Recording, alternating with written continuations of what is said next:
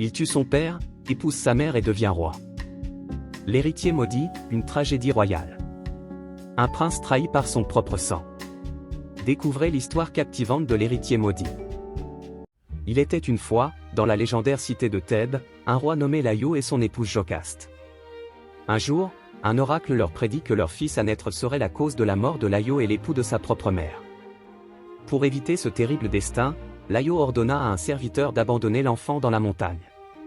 Mais le serviteur, pris de pitié, confia l'enfant à un berger, qui le remit à Polybe, roi de Corinthe, et à sa femme Mérope, qui n'avait pas d'enfant.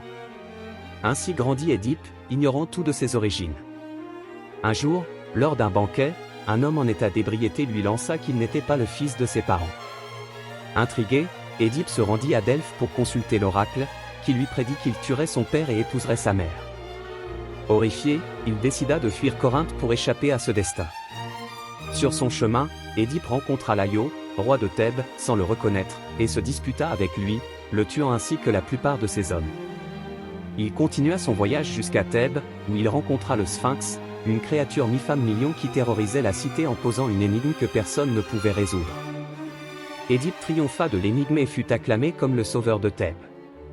En récompense, il fut nommé roi et épousa Jocaste, sa mère, sans connaître sa véritable identité. Des années plus tard, une peste s'abattit sur Thèbes. Édipe envoya son beau-frère, Créon, consulter l'oracle, qui révéla que la peste ne cesserait que si le meurtrier de Laïo était châtié. En enquêtant, Édipe découvrit la vérité sur son passé tragique.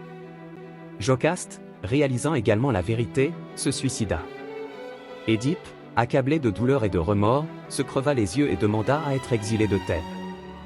Cette histoire d'Édipe illustre la tragédie humaine et la lutte contre un destin inéluctable. Édipe, malgré tous ses efforts pour échapper à son destin, finit par accomplir involontairement la prophétie qui pesait sur lui. La leçon que l'on peut tirer de cette histoire est que le destin peut être cruel et que parfois, en cherchant à l'éviter, nous pouvons finir par le réaliser. Elle nous rappelle aussi que nos actions ont des conséquences, même si nous ignorons parfois leur portée véritable. En définitive, l'histoire d'Édipe nous invite à réfléchir sur la complexité de la vie et sur notre capacité, ou notre incapacité, à contrôler notre propre destinée. Elle nous rappelle que nous devons faire face aux défis et aux épreuves de la vie avec humilité, courage et sagesse, car même les plus grands rois et héros peuvent être rattrapés par leur destin.